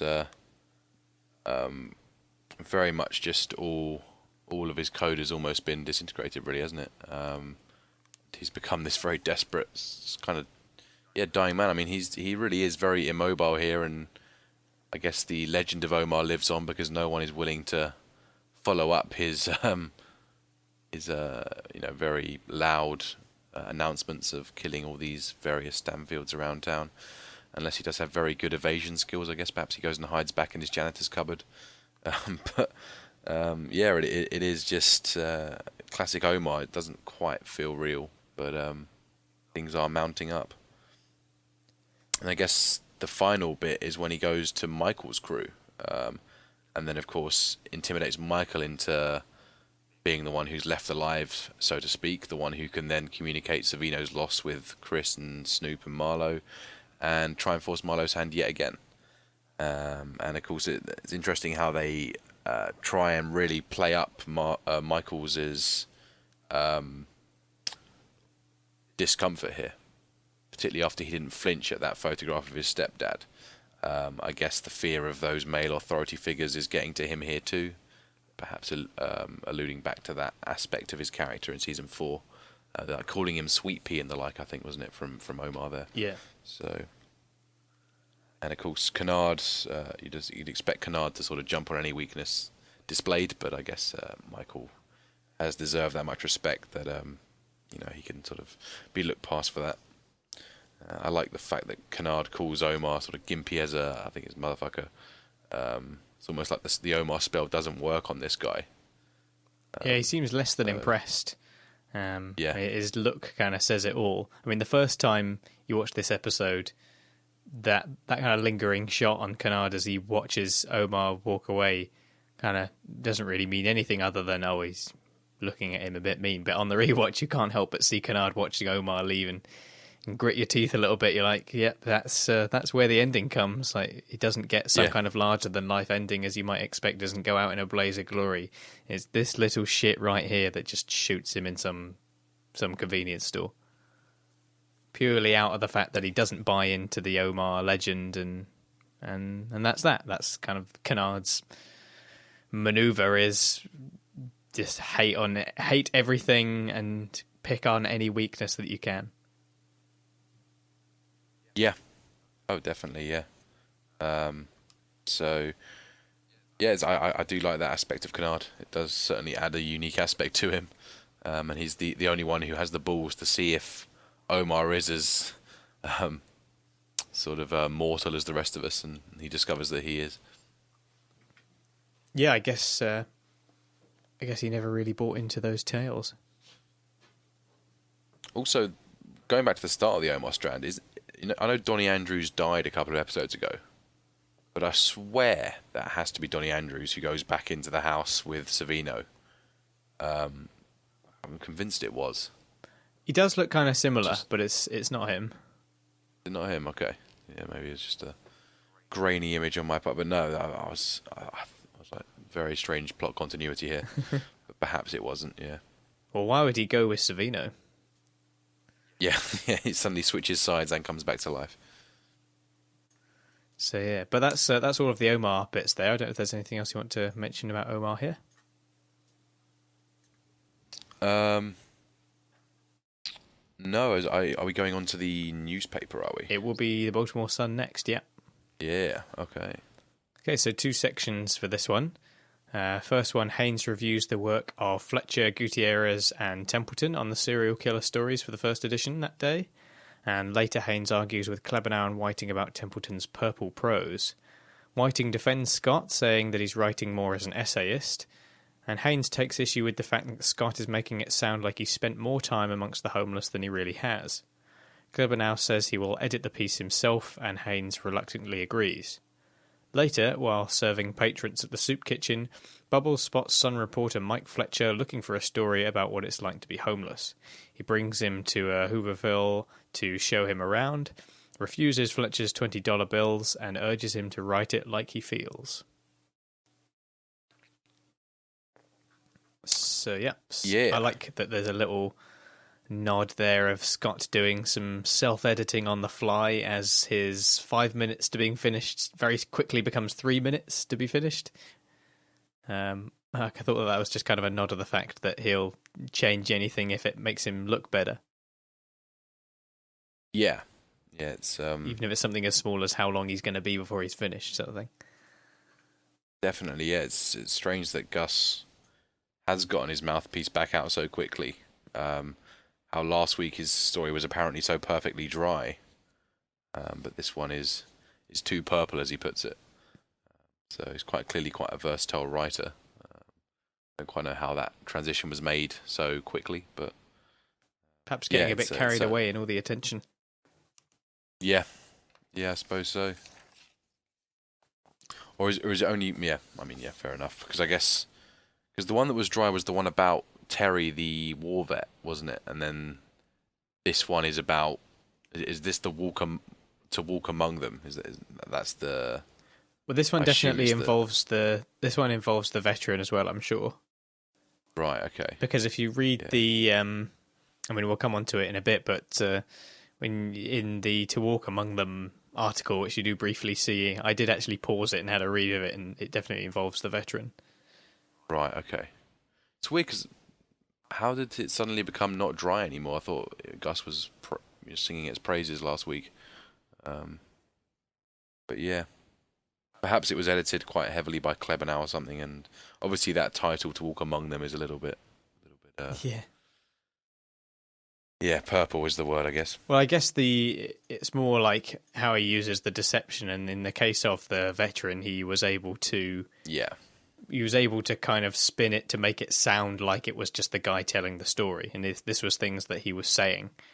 Whereas if he'd written it to be coming from himself, like he does in this story here with the To Walk Among Them, he when it's coming from him, perhaps it sounds a bit more like purple prose, because it's not a quote that he's using. He's just being dramatic for the sake of bigging up the emotional impact of the story. Yeah, he's sort of putting himself on the level of the homeless there. Yeah, so it's yeah, I can see how that works, definitely. And then we see Bubbles serving now at the soup kitchen, and seems to be quite comfortable doing it as well. A lot of his earlier reticence seems to be fading away. You know, he's joking with Fletcher and everything, so he seems to be in a much better place now. Yeah, definitely. He seems to have come over. He was in a little bit of an HIV anxiety that he was going through last time, wasn't there? And this time he's clearly on a better week, and that really helps him come off well with Fletcher. They sort of bond quite nicely immediately. There's a really nice chord that's struck between them. Yeah, and again, mirroring Gus's kind of instincts, he sort of says, what do you need the homeless to say? And very quickly Fletcher makes it clear that he's not about that, and when he offers him money, Bubbles refuses the money and says, you got to write it like you feel. So clearly both of them are on the same level, that they're both looking for that element of truth in life. Yeah. And it helps them to bond a lot better, I think, and the story that eventually comes out of this is all the better for it. Definitely, yeah. It's very endearing what Bubbles does here, and he's being far more true to himself, which we can see, which Waylon was trying to get into him in previous episodes, where he's saying that you don't need to have this embittered view of yourself. You can forgive yourself for these things and try and move on and be truthful with yourself about it. And now that does seem to be what he's trying to do. Exactly, because I mean, the initial assumption made is that he's just a dishonest reporter. What do you need the homeless to say? What statement are you trying to make with your paper? which expresses a lot of intellect on Bubbles' part, really. But very quickly that's deconstructed, and yeah, there's clearly a lot of respect for the honest intentions of Fletcher here. A nice nod to the assumption about the soup kitchen as well. Again, about the idea that it's not just homeless people that go there; it's also the working poor and people between paychecks and the like. And this kind of that now seems slightly strange assumption that the reporter would just go straight there and say, "Well, that's where homeless people go, the soup kitchen." Yeah, definitely. Yeah, so that's good. I think that probably is everything. I guess there's a bit with Kleber now as well, where Gus tries to voice his concerns to the higher management, and it's pretty much falling on deaf ears. Kleber now offers to take it as his own edit, doesn't he, instead, so that he doesn't feel like he's got to let it rest on his own conscience, which is pretty damning as a consolation prize, because I think it means that Kleber now finds a way to become even closer to that Pulitzer Prize win. Yeah. Which I believe this article actually wins it, I think, isn't it? So, because you can see both Kleber now and Scott on the podium in the final montage. That's right, yeah. He definitely kind of wants to get himself involved and ensure that the upper echelons of the paper are getting as much credit as those actually out there writing the story. Yeah, stealing a bit of the glory for himself. But I guess that works out okay, because I really don't think Gus would have enjoyed having to play that role up on the stage with Scott there. So yeah. At least it was some sort of consolation. Okay, let's look at the second section for the Baltimore Sun Strand. We have Haynes rereading Templeton's published story and tosses the newspaper with disgust as he heads into the Cup Bar Cavernas for a drink. He chats briefly with Santangelo about where they are in their careers, and then spots Major Dennis Mello. Checking out Templeton's cover for his food poisoning story, he asks him theoretically if it's possible for a woman to go through the court system with a false ID. Mello says no, given that the ID is linked to a fingerprint. He tells Haynes someone must be yanking his chain. Later, Regional Affairs editor Rebecca Corbett and Haynes discuss Templeton's purple prose, and Haynes confides that he gave Templeton a chance to make his own mistake in the food poisoning story. He gave him a chance to own his mistake in the food poisoning story, but Templeton came back with a lie about stolen identities. They wonder if he'll lie to avoid a correction, and if he would also lie to make a story better. Haynes admits that he's haunted by Templeton's story about the boy in the wheelchair on baseball's opening day, but is reluctant to call a reporter a liar. So starting off with our bar scene. And we get a cameo. So we have Santangelo and Dennis Mello. They certainly have cameo-esque appearances, but they are both featured in other parts of this season. Oh, does Santangelo pop again? I knew Mello was about, but I didn't know. I'm trying to remember where Santangelo pops up again. Because in the first episode where they're in the Western District are having real unrest about the lack of overtime, and Carver is like, "Shut up and sit down." I believe Santangelo is just rocking around there as he often does. Ah, right. Okay. So it's not his only appearance, but it's perhaps his only speaking appearance in this episode, in this season. And Dennis Mello, of course, telling him how they've got no morale left. Telling Carver there's no morale left. But yeah, they're certainly cameo-esque in the way that they operate here. And there is also a proper cameo, but not a real cameo, in the sense that Richard Belzer, who is an actor who plays Detective John Munch on Homicide: Life on the Street, which was David Simon's kind of original show from back in the early 90s. So he was the guy with sunglasses saying that he used to own a bar. Yeah. And that was just kind of a wink-wink cameo for fans of that show, I guess. It didn't mean much to me, but I appreciate that the gesture is there. So, yeah, kind of 3 cameo-esque appearances, really, in one go. So, we see a little bit here, after he has a little chat with Santangelo, they're obviously reconnecting after quite some time, having not seen each other, about where they are in their careers and whatnot. We learned that Santangelo was in, obviously, back when he was in Vice. And this ends up leading to a little chat that he has with Mello, who also happens to be there, and we kind of see a comparison that what makes a good police also seems to make a good reporter. Like having that investigation skill seems to be a shared trait between a good reporter and a good police. And this also helps him uncover the potential deception in Scott's story about it not being possible for that lady to have sort of stolen an ID and go through the court system with it repeatedly. Absolutely, yeah.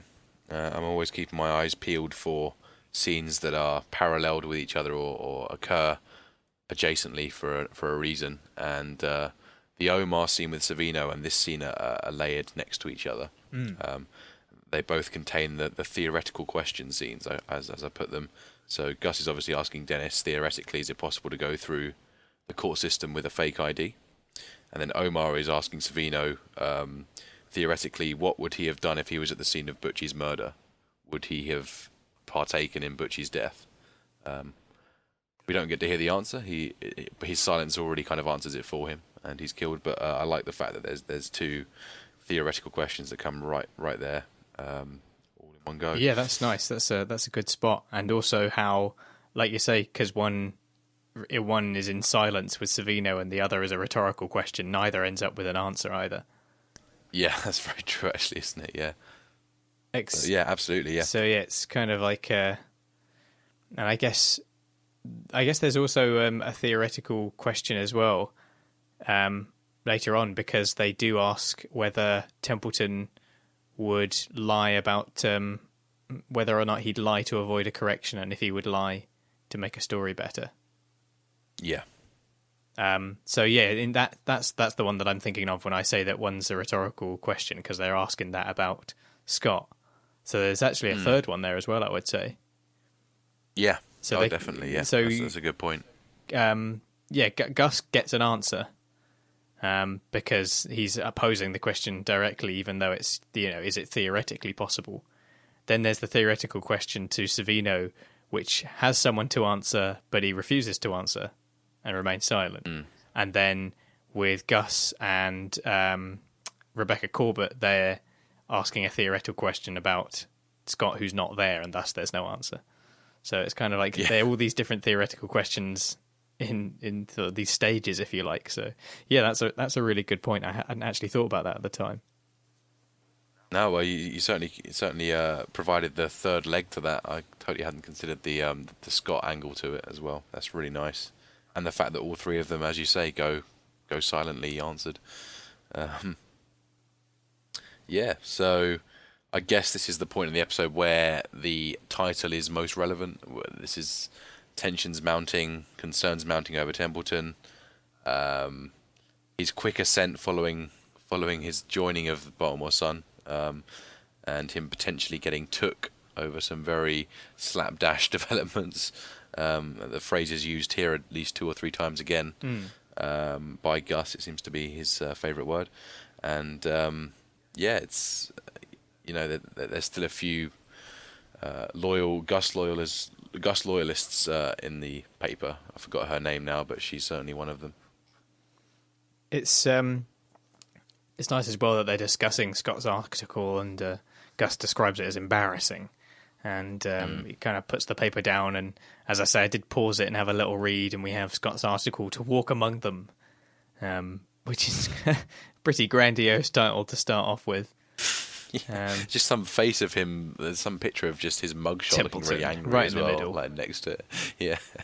Oh dear. It does include the line, "I have walked in the darkness in the hope that light can be shed amid the terror," which is just terrible. It's the kind of like opinion piece writing that you'd expect to see in the last third of the Daily Mail or something. Oh dear. But it's not a particularly interesting first page news, a bit too purple prose as they discuss it. Lots of lines beginning with "I" as well. I have done this, I will do this, I have looked at this, which is just keying into that selfishness that Scott has. And it really reminds me of McNulty in this episode as well, where he's been quite selfish as well and spends a lot of time thinking about the difficulty on him, which, although it is very stressful, he is focusing at first quite a lot on the difficulty on him, and slowly begins to consider the difficulty on everyone else and the guilt that it gives him. But it's just nice to have that reminder of these two key characters in their institutions as this serial killer thing hots up, and their self-indulgence and self-importance involved in it. Yeah, really, really nice spot. I should totally go back and read that article properly. Because you can read Sounds all like the it'd be nice and newspaper articles, entertaining. it's great. Yeah, no, I did that for the first couple of episodes, and then I completely lost track of the fact that we could do that. So, yeah, I'll have to go and have a little look. Also worth noting that, sure enough, as they mentioned before, there's no sign of Clay Davis's trial anywhere in the paper that we see. Certainly not on the front page. And it's never mentioned in the office. It's just so much of the focus is on the serial killer that it's just never mentioned by anyone. So that whole trial goes under the radar of the press. Is it mentioned by someone? It's mentioned once, but exactly in the context you just mentioned, the fact that it's not getting any airtime because of the homeless takeover. Right. I think it's... I forgot who it is that mentions it. I think it might be Zorzi. But yeah, there is actually a news article that is posted, and Gus edits it, about art following Clay Davis's trial acquittal. And the Baltimore Sun does take quite a negative slant on that, on the release of Clay Davis, and the fact that he played the race card and plenty of other cards as well. Yeah. So that's something that Gus does say in the episode. So, but at the very least, it knocks him off the front page like they expected. Yeah. Oh, that's certainly buried deep in the paper, we assume. Yeah. Definitely. Well, speaking of which, if you're ready to move on, we can take a look at Clay Davis's trial now. Yes, let's have a look. So this is going to be done all in one big section, because most of it takes place all in the same place in the courtroom. So I'll get into that now. So Clay Davis tries to talk defense attorney Billy Murphy into taking on his case without receiving his full fee up front. Davis offers $25,000 up front and $25,000 when Murphy seats a jury. Murphy insists on his full $200,000 fee, but Clay counters that he's giving him pretty great publicity, which is going up against State's Attorney Rupert Bond. Charmed, Murphy tells Clay to save his silver-tongued salesmanship for the jury, and Clay ends up entering the courthouse with Billy Murphy at his side, running the media gauntlet as the reporters eat up his proclamation of innocence, and is quoting from the book of Aeschylus even. After Freeman's detailed testimony of Clay Davis's finances, Billy Murphy passes up a cross-examination to Perlman and Freeman's surprise. When Bond questions Clay Davis's driver Day about the $40,000 salary he received as executive director of a charity, Day explains that he didn't see any of their money as it all went back to Clay, except for the occasional kickback from his boss, which is a statement that the judge asks to be disregarded and is not relevant to the charges against Davis's non-profit actions. Perlman is pleased with the testimony, but then on his cross-examination, Murphy gets Day to admit that he cashed the checks to give the money to Davis, which means there's no proof that Davis ever received it. Further, Murphy establishes that Day is getting immunity for testifying against Clay, undermining his credibility with the jury. On the stand, Clay charms the courtroom and jury with his testimony about how things really work in the poor neighborhoods he represents. He admits that all the charity money did go into his bank account, but insists that he didn't keep a dime. It all went back out in cash because that's how it works in his district. It is strictly cash and carry, as he says. People know where to find him, so they approach him directly for help. He pulls at the heartstrings with the list of requests that he gets, as the courtroom then erupts into applause. Outside the courthouse, Bond and Perlman stare in amazement, wondering what just happened, as Clay Davis makes his victory speech to the media hordes. Yeah, so it's an incredible development again, not quite as crazy as our opening, but not far behind, and there's this very lengthy exchange to kick us off, isn't there, between Clay and, is it Bill Murphy, who is established as the most proven lawyer in the city, we imagine. He is beyond the echelons of Levy here. He deals with the non-criminal, high-stakes stuff. Yeah. I don't think we've ever seen him before, have we? just the way the episode introduces him, it's as if he's a long-established character, but I think it's just the very casual way it works in The Wire, I guess. But I don't think we've seen him before, even though it does feel like it. Yeah, he certainly does. He certainly does pop up just the once here, I'm pretty sure. Yeah. But I think this guy here I think he's a real lawyer. Right. I have a feeling that it's like a real lawyer playing himself. One of those situations. The Wire loves those. Yeah. So I think it's one of those cases where, because it is a nod towards a real person, quite literally, it's sort of, they play a certain assumption that it's okay that it's just been dropped in. Kind of like in Cavernous, where you have that bar scene and it opens up a little bit awkwardly to the unknowing viewer, where this guy's kind of talking about, oh, you can't demand my bar tab or whatever, and it's kind of like, why have we opened up with this person here that we don't know? It's so late, so late on. It's not like they're trying to suddenly introduce a new character with this scene, are they? So it's just kind of like because it is a knowing reference, it's just dropped in. So I'm pretty sure this is the only episode that he's in, perhaps, actually. Yeah. And he drops in and out as if he's been there forever, which is interesting. He feels very at home in this show. And he's sitting there loud and proud in what appears to be a very lofty office. He's sort of above the rest of them. Look, a nice view over the skyline there. And a fee of 200,000 smackers. Yeah. He's not taking any less. And despite Davis's compromised position here, he's still on that sort of thieving autopilot mode, I guess is the best way to put it. He's doesn't entertain his low initial outlay, and then he promises more when he wins. And then when that doesn't work, he volunteers to be federally indicted. He's going to put himself in further harm's way just to save a few bucks here and there. It's so twisted and so classically Clay, seeing himself as this sort of untouchable guy. I can go federal and come back, it's fine. And in some ways, he pulls off that confidence that we see there. He does do a good job. When we get to the courthouse, we have Clay in his book, which he mispronounces in both cases. We have Prometheus Bound, I think he calls it, kind of holding it rather awkwardly, as though he's like cradling it like a proper, like a prop, basically. And I believe it's pronounced Aeschylus, but he calls it Acilius. Acilius. So I would have thought that in front of someone, someone like a well-read reporter like Bill Zorley even, he probably looks very Acilius indeed. Yeah. I like the fact that Zorzi is the one who asks the right question. He's obviously waiting for the right question. He's going to have his one chance to... Obviously, I'm sure that it's been very, very hotly orchestrated by Bill, essentially. But he clearly wanted to make a bit of a statement about this book. I guess that's his moment of purple prose. And I think he just sort of talks about this grandiose Greek tale of mistaken condemnation, or whatever he puts it as. Yeah. But I love how his face keeps switching on and off depending on whether he's facing the public or not. There's that great scene where Bill then decides to take him into the courthouse, and we get to see sort of Clay quivering as he crosses through the doorway. Yeah, it's as he turns away after presenting that book to everyone. You can suddenly see how scared he is about the possible outcome. And Freamon taking a little break from his illegit stuff back to legit policing, and doing an important job here of being the witness up here for the police. That's right, yep.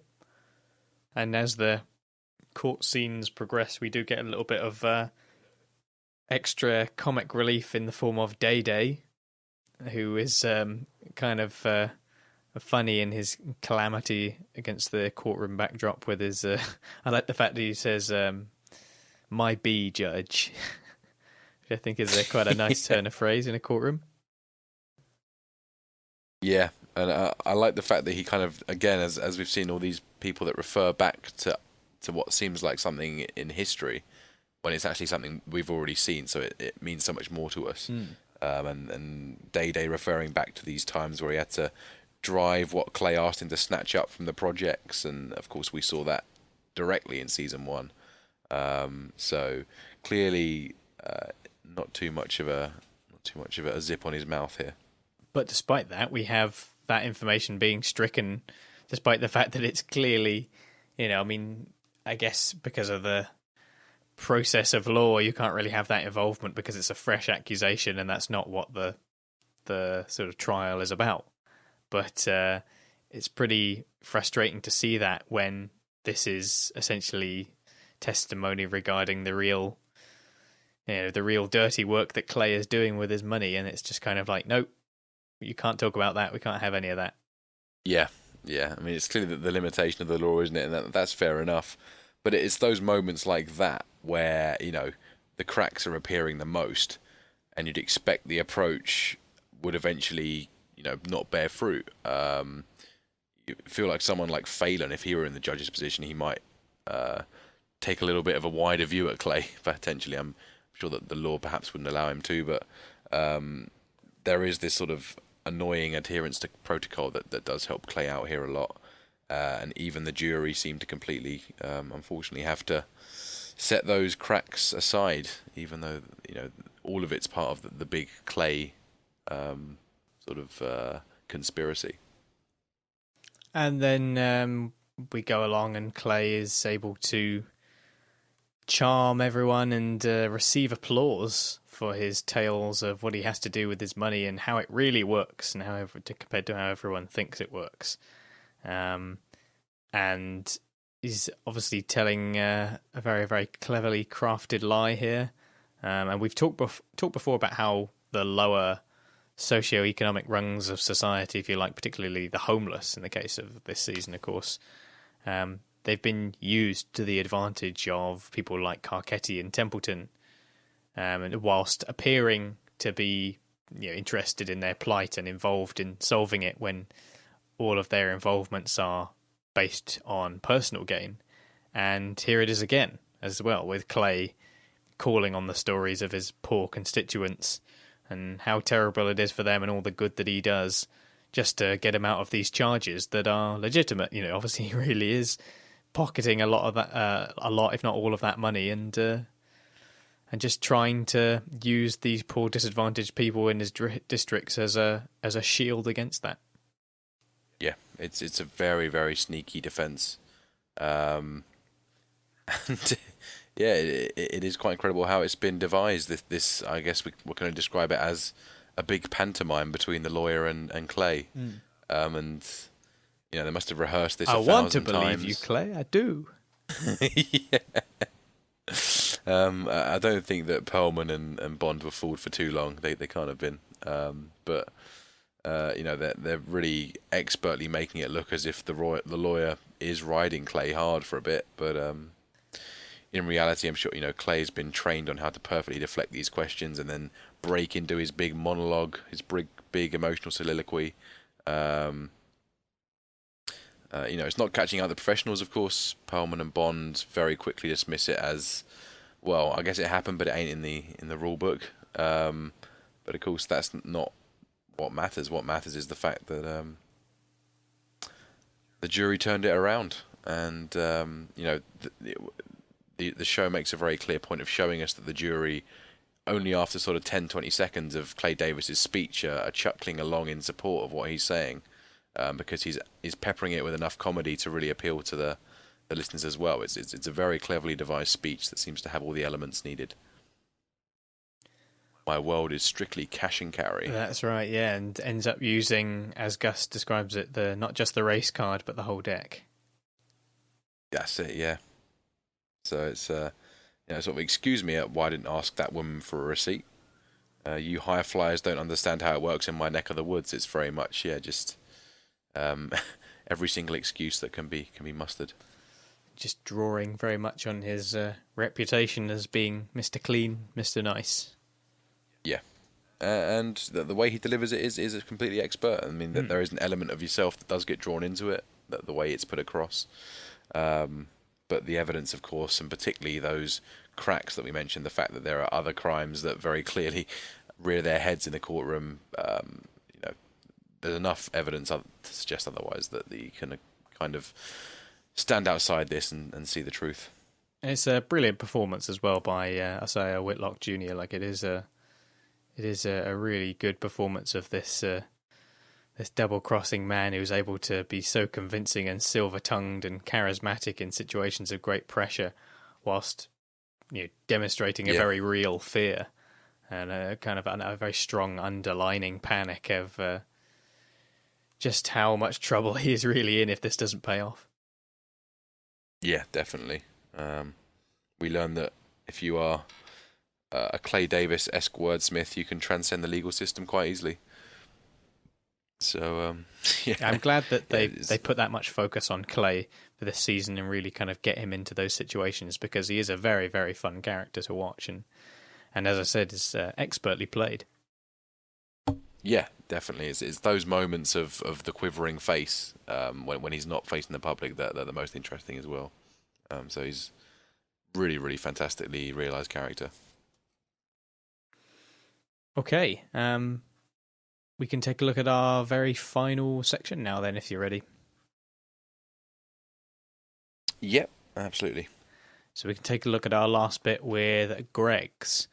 And Greg's has some difficulty assembling some furniture in preparation for Elijah's arrival, and later angrily calls McNulty asking how it's supposed to be done. That night, when Elijah can't sleep, Kima sits in the window with him, bidding goodnight to everybody, singing the Baltimore version of Goodnight Moon, starting with the moon, the stars, the popos, fiends, hoppers, hustlers, and scammers. So a very touching scene to finish the episode, I think. Yeah, it's an interesting finish. There's the IKEA furniture stuff that goes on, which is again another throwback to earlier times when McNulty was struggling to build his own kid's bed back in season 1, as Greg is doing the exact same thing now. But there's always been McNulty and Greg's parallels. That's been kind of like pushed towards in a couple of places throughout the show. Yeah, definitely. I don't think it's been a while since we've seen one, but they're clearly both going for the parallel here again. And I quite like how it's just a nice metaphor for her frustration in this homeless case, really, and particularly her triple. I mean, her triple just isn't going anywhere. Sort of just nicely let out in that bed smash that she does. Yeah. So I wasn't going to say too much about it until we got to this scene. So now that we're here, it just kind of made me feel like that final shot in particular, and obviously we have this version of Goodnight Moon that she says with Elijah, it really does hit home with that feeling of fantasy, particularly the shot of Kima and Elijah that as it kind of zooms out from the building. It really follows that fairy tale story by illuminating the window against the rest of the building. I mean, Templeton is obviously talking about a light in the darkness in his story. But the final shot of the show gives a far more real version of this, I think, despite its kind of fairy tale feel. And Gus says, he says that this isn't Beirut, and he's obviously, alluding to the fact that despite Baltimore's problems, it's not this awful, dark, ruined place. It's not it's not a completely war-torn environment. And Kima and Elijah are showing that despite all of the problems in the city, there is real hope amongst these problems and that they can be dealt with. They don't have to be held at arm's length. And kind of like Templeton is holding these problems at arm's length whilst pretending to be knee-deep in it and pretending to understand it. But when it really comes knocking at his door or via a phone call, he suddenly becomes very panicked.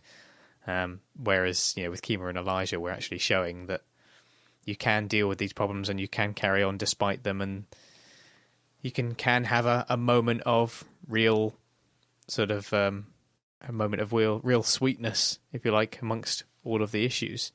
And it almost doesn't matter that there's no one there to see it. It doesn't have to be publicised or have some fancy report written about it. It's just trying to demonstrate that it's okay that they kind of share this moment alone, and it has a bit of a fairy tale feel about it with that illumination of the window as it pulls out. Yeah, it's a really nice read on that. I've never thought of it like that before, really. Again, of course, feeding into that whole idea of the reality sort of tearing away from the show a little bit. And yeah, definitely an odd focus on those more Beirut-esque, depressing aspects of the city in terms of the choice of things to say goodnight to. Yeah. Which aren't shielded at all from Elijah. There's no sense of protecting the innocents, I guess. But I guess that's just the acceptance of the environment that's lived in, and it's just certainly a strange finish. It comes straight from the Clockers book by Richard Price, I believe, or I think it might be the movie adaptation of that book. But it's again another one of those sort of cameo-esque references to something else. So we've seen quite a few of them this episode. Yeah, it's just it has a kind of unusual but also kind of appropriate homeliness to this little goodnight moon and goodnight hoppers and goodnight popo that they're doing. That's it has a kind of homeliness as opposed to the melodrama of Templeton's piece about all of this darkness, and I'm going to be the light in that darkness, and I have walked among them. Yeah, it doesn't need to be quite so, heavy-handed. Yeah, so true. And on the other end of the spectrum, Greg's is the one who is the most knee-deep in these problems in some ways. She's the one who's having to deal with the emotional toil of those that have actually been hurt by this fakery. Whereas, as you were saying, Templeton is at the other end of the spectrum. He is putting up the facade, but when it actually comes to see him, all of the pain behind the story, he can't deal with it. So I do certainly like the that reading of it. And yeah, I guess just a little bit of domestic bliss for Kima. Yeah, which I don't think we've seen anything of at all since perhaps season 1, arguably season 2. So yeah, I like this focus on Kima. She has fallen a little bit out of focus in the show, as I was saying last week. She's about to become a whole lot more important. Yeah, she plays a very important role at the end. Yeah. I wondered whether Elijah couldn't sleep because he didn't have a bed. I don't think she would have finished making Elijah's bed, judging by her reaction to the IKEA furniture we saw earlier. But that's just one theory. Yeah, quite possibly. She certainly either had fallen asleep where she is laying or doesn't have a bed herself yet. Yeah. So anything else you want to say about that bit before we wrap it up for the recap? No, I think that covers it all, really.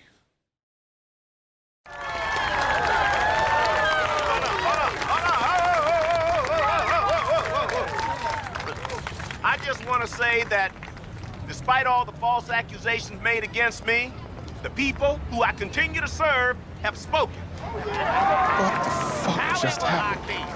As long as I can to serve the people. Whatever it was, they don't teach it in law school. Okay, well, let's take a look at our title then. And obviously the title is Took. It's been mentioned quite a few times. Obviously, it's a word that's come up before, and we mentioned last week about how titles keep cropping up before the episode actually happens. But as we know, in this context, it seems to mean, getting took on the statements that you've made and finding out that what you've said wasn't factual. Someone's kind of like caught you not quite telling the truth, not out of necessarily telling a lie, but out of not quite getting your facts straight. So there's that element of being took. And certainly Scott comes very close to getting that, and has essentially been found out by Gus. And it's only because of his desire not to want to call another reporter a liar that he doesn't really step up and get him to face those accusations. yeah, I mean that body of evidence is certainly growing, and as you say, it probably has reached the point where Gus can safely say that, yeah, there's some fishy stuff going on.